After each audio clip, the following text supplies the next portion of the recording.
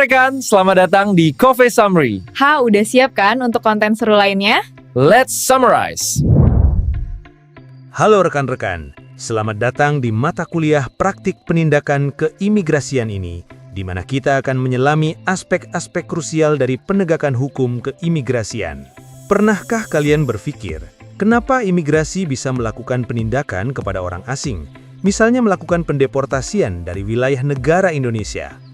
Kenapa hal ini dilakukan? Apa dasarnya? Apa saja bentuknya? Dan apa yang menjadi batasannya? Pada sesi pertama ini, kita tidak akan langsung terjun ke teknis pembuatan surat deportasi atau surat detensi. Karena sebelum kita mampu menulis hukum dalam bentuk dokumen resmi, kita harus lebih dulu memahami esensi hukum itu sendiri secara menyeluruh. Oleh sebab itu, sesi pembuka ini kita dedikasikan sepenuhnya untuk membangun fondasi berpikir kita yang kokoh, yaitu fondasi kewenangan dan batasan penindakan keimigrasian. Kita akan menjawab pertanyaan paling mendasar yang menjadi akar dari segala tindakan.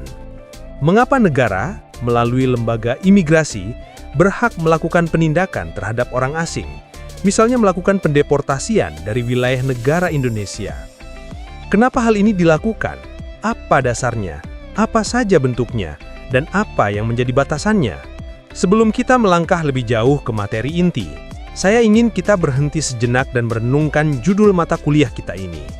Ada 3 kata kunci utama di sana yang menjadi pondasi pemahaman kita, yaitu praktik, penindakan, dan keimigrasian.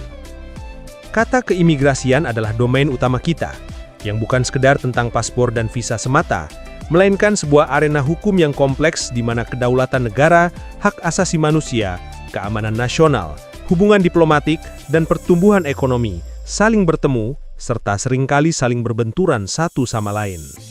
Pada tingkat ini, kita harus melihatnya sebagai hukum yang mengatur pergerakan manusia, aset paling dinamis sekaligus paling rentan di dunia global saat ini. Kemudian kata penindakan sering diasosiasikan dengan aksi lapangan, seperti pengawasan, pemeriksaan, dan penangkapan. Dan itu memang tidak salah. Namun penindakan sebenarnya adalah muara dari proses intelektual yang panjang dan rumit. Ia adalah ujung tombak di mana hukum yang tadinya abstrak dalam undang-undang menjadi realitas konkret yang berdampak langsung pada kehidupan seseorang. Sebuah surat keputusan deportasi misalnya, bukan hanya selembar kertas biasa. Ia adalah instrumen hukum yang dapat mengubah takdir seseorang beserta keluarganya secara permanen.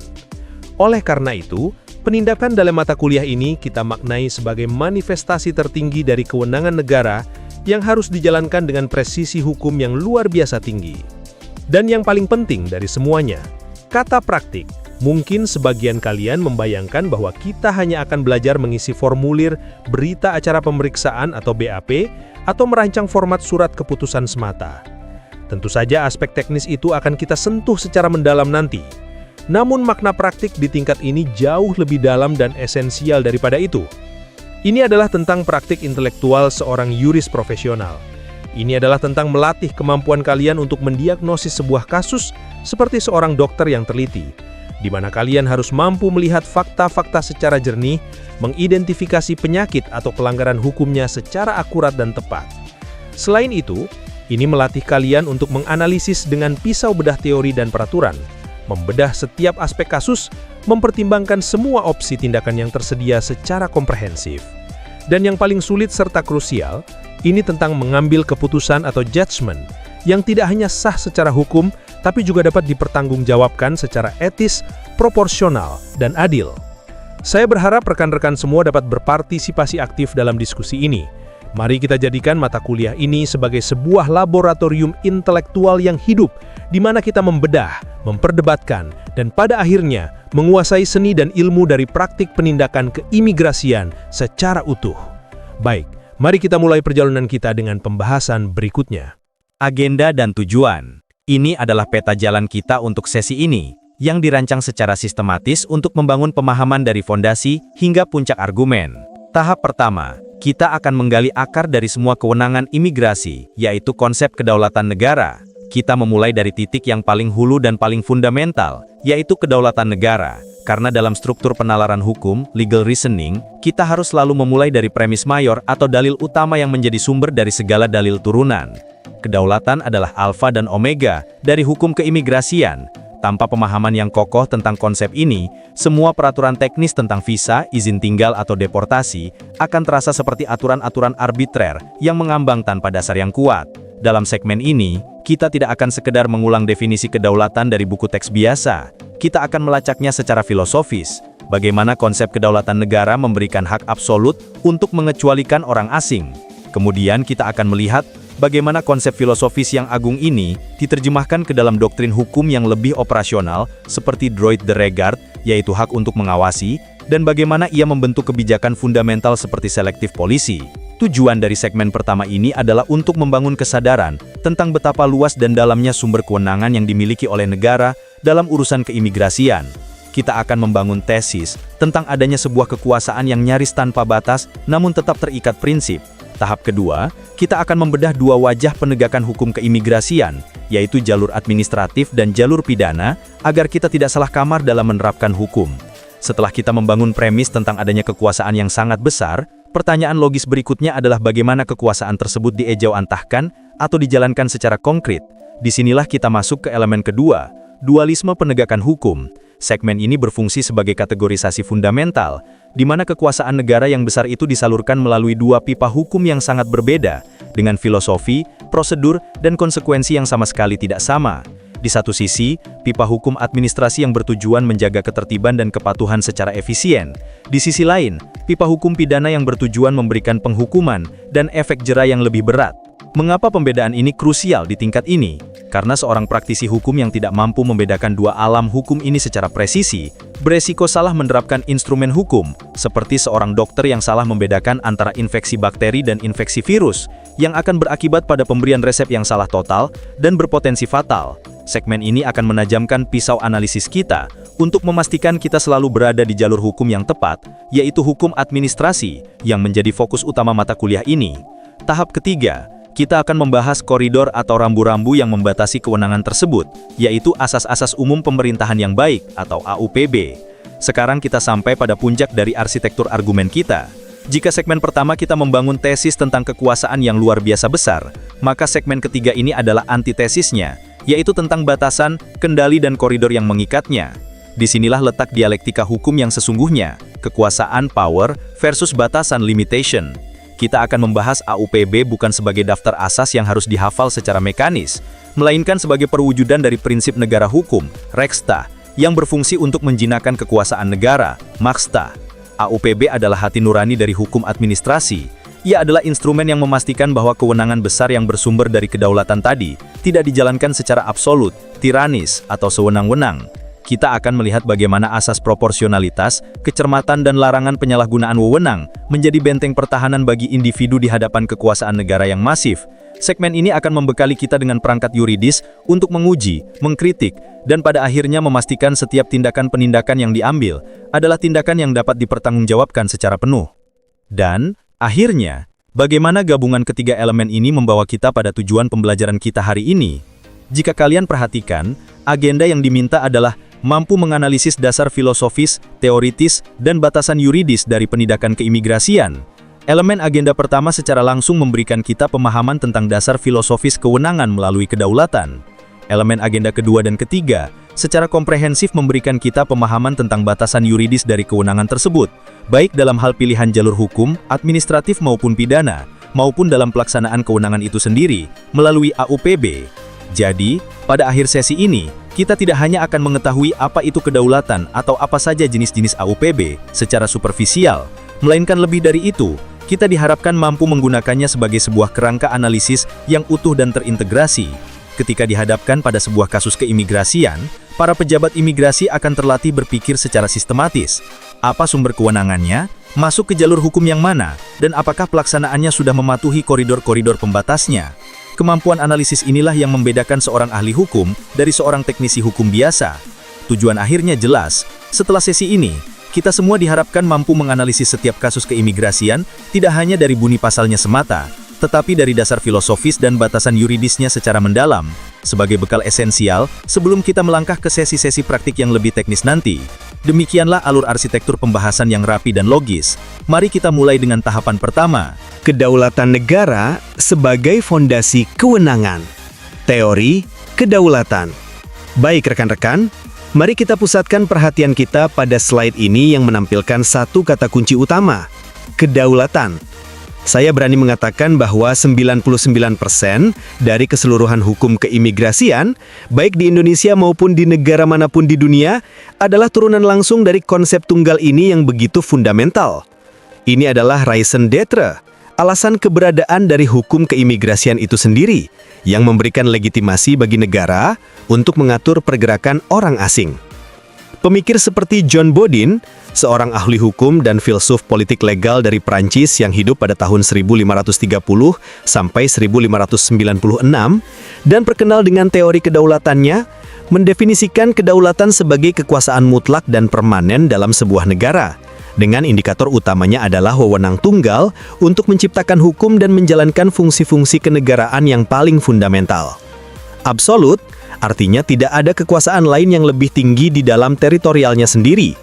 Secara historis, konsep kedaulatan negara modern seperti yang kita kenal saat ini mengakar kuat pada Perdamaian Westphalia tahun 1648, yang merupakan serangkaian perjanjian perdamaian yang ditandatangani antara 24 Oktober 1648 di Osnabrück dan Münster, sekarang wilayah Jerman, dan mengakhiri perang 30 tahun di Kekaisaran Romawi Suci serta perang 80 tahun antara Spanyol dan Republik Belanda. Momen itulah yang mengakhiri era konflik agama dan kekuasaan di Eropa, serta melahirkan prinsip negara bangsa yang berdaulat atas teritorialnya sendiri, bebas dari intervensi kekuatan eksternal seperti gereja atau kerajaan asing. Sekarang, mari kita terjemahkan konsep kedaulatan ke dalam konteks keimigrasian secara spesifik. Pertama, teori kedaulatan menunjukkan bahwa penindakan keimigrasian adalah manifestasi kedaulatan. Dan ini bukan sekedar kiasan poetis, melainkan sebuah kenyataan yuridis yang mendalam. Jika negara adalah sebuah organisme hidup, maka perbatasannya adalah kulitnya yang melindungi, dan hukum imigrasi adalah sistem filter serta imunnya yang canggih. Ia secara aktif membedakan mana sel milik sendiri dan mana sel asing, kemudian memutuskan mana sel asing yang boleh masuk dan mana yang harus ditolak atau dikeluarkan karena berpotensi patogenik atau merugikan. Setiap pejabat imigrasi yang berdiri di pos pemeriksaan perbatasan, pada hakikatnya adalah bagian dari sistem imunitas negara yang menjaga keseimbangan internal. Kedua, mari kita bedah trilogi hak eksklusif ini secara rinci. Hak untuk menentukan siapa yang boleh masuk, tinggal, dan harus keluar dari wilayah negara. Pertama, hak untuk mengatur masuk, the right to admit. Ini adalah fungsi penjaga gerbang yang mutlak, di mana secara absolut, negara berhak menetapkan syarat-syarat bagi orang asing untuk melintasi perbatasannya, seperti visa apa yang dibutuhkan, dokumen apa yang harus dimiliki, dan tujuan apa yang diizinkan. Penolakan di bandara adalah perwujudan paling gamblang dari hak ini. Yang kedua, hak untuk mengatur tinggal, the right to regulate residence. Ini adalah fungsi tuan rumah yang berkelanjutan, di mana sekalipun seseorang sudah diizinkan masuk, negara tetap berdaulat penuh untuk menentukan durasi, kondisi, dan aktivitas orang tersebut selama berada di dalam wilayahnya, seperti melalui izin tinggal terbatas atau ITAS, izin tinggal tetap atau ITAP, serta larangan penyalahgunaan izin yang ketat. Yang ketiga, hak untuk memaksa keluar, the right to expel. Ini adalah puncak dari penegasan kedaulatan, di mana deportasi adalah pernyataan ultimatif bahwa tamu telah melanggar aturan rumah dan kedaulatan negara memiliki kekuatan memaksa untuk mengeluarkannya secara paksa jika diperlukan. Ketiga, dan ini sangat krusial secara teoritis, adalah konsep kewenangan melekat atau inherent power, yang berbeda dengan kewenangan yang diberikan atau delegated power. Kewenangan yang diberikan bisa ditarik kembali oleh pemberinya, tetapi kewenangan melekat tidak diberikan oleh siapapun, karena ia ada karena negara itu sendiri ada, menyatu dengan eksistensi negara. Maka, konsekuensi yuridisnya adalah kewenangan ini tidak dapat dihapuskan, hanya bisa diatur atau dibatasi pelaksanaannya oleh hukum yang dibuat negara itu sendiri, seperti UUD 1945 di Indonesia. Namun, dan ini adalah pemikiran kritis yang harus kita miliki di tingkat ini, apakah kedaulatan ini masih absolut di tahun 2025? Disinilah letak perdebatannya yang menarik. Kedaulatan negara kini beroperasi dalam sebuah ekosistem global yang kompleks, dan ia dibatasi secara sukarela oleh beberapa faktor utama yang berpengaruh. Mari kita bahas satu persatu. Pertama, hukum internasional. Konvensi-konvensi hak asasi manusia, konvensi tentang pengungsi, meski Indonesia bukan penanda tangan resmi, prinsip non-refoulement seringkali menjadi pertimbangan kemanusiaan yang penting. Dan hukum kebiasaan internasional yang mengikat secara universal. Kedua, prinsip resiprositas. Saya akan memperlakukan warga negaramu sebagaimana negaramu memperlakukan warga negaraku, yang menjadi prinsip timbal balik dalam hubungan diplomatik dan secara efektif menjadi pembatas praktik kedaulatan. Contohnya adalah kebijakan bebas visa antar negara. Ketiga, kepentingan nasional. Kebutuhan akan investasi asing, pariwisata yang berkembang dan tenaga ahli internasional membuat negara secara pragmatis melunakkan pelaksanaan kedaulatannya yang kaku untuk mendukung pertumbuhan ekonomi dan kerjasama global. Jadi kesimpulannya pada pembahasan teori kedaulatan ini adalah bahwa kedaulatan adalah sumber kekuatan yang dahsyat dan melekat pada negara. Namun dalam praktiknya, ia dijalankan dengan mempertimbangkan sebuah matriks kompleks yang terdiri dari hukum internasional, diplomasi, dan pragmatisme ekonomi. Ini adalah sebuah kedaulatan yang cerdas, atau intelligent sovereignty, bukan kedaulatan yang buta tanpa batasan apapun. Dalam implementasi keimigrasian, setiap tindakan yang dilakukan oleh seorang pejabat imigrasi, mulai dari memberikan cap masuk di paspor, menolak izin tinggal, hingga mendeportasi seseorang, pada hakikatnya adalah penegasan kedaulatan Republik Indonesia. Kedaulatan inilah yang memberikan hak eksklusif kepada negara kita untuk menjadi tuan di rumahnya sendiri. Menentukan siapa yang boleh masuk sebagai tamu, siapa yang boleh tinggal dengan syarat tertentu, dan siapa yang harus diminta untuk keluar jika melanggar.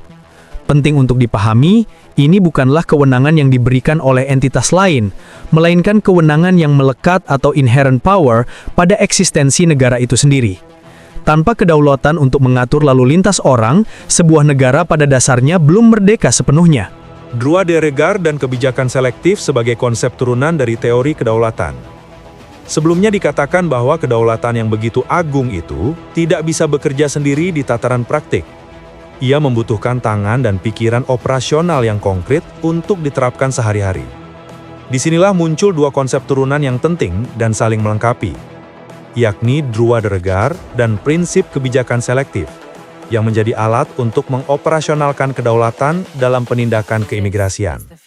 Setelah kita memahami sumber kekuatan yang luar biasa besar namun bernuansa dari kedaulatan, pertanyaan selanjutnya adalah bagaimana negara mengoperasionalkan konsep yang abstrak ini menjadi fungsi pemerintahan sehari-hari yang efektif. Disinilah kita masuk pada dua konsep turunan yang sangat praktis ini. Pertama, droit de regard adalah sebuah konsep hukum dari Eropa yang artinya adalah hak untuk mengawasi. Ini adalah mata negara yang waspada. Istilah ini berasal dari bahasa Prancis, berakar kuat pada tradisi hukum Eropa kontinental, yang memandang negara memiliki peran aktif dan sentral dalam mengatur masyarakat secara keseluruhan. Secara harfiah, droit de regard berarti hak untuk melihat, atau hak untuk mengawasi, yang memberikan lisensi kepada negara untuk memonitor secara proaktif aktivitas orang asing di wilayahnya. Jika kedaulatan adalah akta kepemilikan Anda atas sebuah rumah yang besar, maka droit de regard adalah hak Anda sebagai pemilik untuk masuk ke setiap ruangan, memeriksa kondisi para tamu, memastikan mereka tidak merusak properti, dan mematuhi aturan yang telah Anda tetapkan dengan ketat. Dalam struktur organisasi keimigrasian di Indonesia, hak ini dilembagakan secara formal dalam fungsi pengawasan dan penindakan keimigrasian atau Wasdakim, yang mencakup operasi rutin dan investigasi. Setiap kali kalian mendengar ada operasi pengawasan orang asing di apartemen, atau tim imigrasi melakukan audit terhadap perusahaan yang mempekerjakan tenaga kerja asing, itu bukanlah tindakan acak atau impulsif. Itu adalah pelaksanaan yang terlembagakan dari doktrin droit de regard. Negara, melalui imigrasi, sedang menggunakan matanya untuk memastikan kepatuhan terhadap hukum di dalam wilayah kedaulatannya secara berkelanjutan. Kedua, Jika Droid the Guard adalah mata dan telinga negara, maka kebijakan selektif adalah otak atau kerangka berpikirnya yang strategis. Setelah negara mengumpulkan informasi melalui pengawasan, lalu apa yang dilakukan selanjutnya? Atas dasar apa sebuah keputusan dibuat? Disinilah kebijakan selektif policy, berperan sebagai filter atau pikiran negara yang rasional. Kedaulatan tidak dijalankan secara buta tanpa indikator yang jelas. Negara kita menganut prinsip bahwa hanya orang asing yang memberikan manfaat dan tidak membahayakan kepentingan nasional yang boleh masuk dan tinggal. Prinsip inilah yang menjadi justifikasi atau pembenar di balik setiap keputusan. Mengapa permohonan visa A diterima, sementara permohonan B ditolak dengan tegas? Kebijakan selektif menyediakan kerangka analisis fundamental untuk menjawab pertanyaan itu, yang pada dasarnya adalah sebuah neraca dengan dua sisi. Di satu sisi adalah manfaat, benefit, dan di sisi lain adalah bahaya, harm. Berikut penjelasannya. 1. Sisi manfaat mencakup pertanyaan. Apakah kehadiran orang asing ini memberikan nilai tambah? Ini bisa berupa manfaat ekonomi seperti investor triliunan rupiah atau tenaga ahli langka, manfaat intelektual seperti profesor riset atau mahasiswa berprestasi, manfaat budaya seperti seniman internasional atau manfaat diplomatik yang memperkuat hubungan bilateral. 2. Sisi kemana mencakup pertanyaan, apakah kehadiran orang asing ini berpotensi menimbulkan kerugian? Ini bisa berupa ancaman keamanan nasional seperti terorisme atau spionase, ancaman ketertiban umum seperti pelaku kriminal, ancaman kesehatan masyarakat seperti pembawa wabah penyakit, atau ancaman sosial ekonomi seperti pekerja ilegal yang merebut lapangan kerja warga negara. Hampir setiap keputusan diskresioner dalam keimigrasian, mulai dari petugas visa di kedutaan hingga kepala kantor imigrasi yang memutuskan deportasi, secara sadar atau tidak sadar, sedang melakukan kalkulasi pada neraca ini secara teliti. Penting untuk membedakan antara hukum dan kebijakan. Hukum, undang-undang, menetapkan batasan yang keras seperti apa yang boleh dan tidak boleh dilakukan.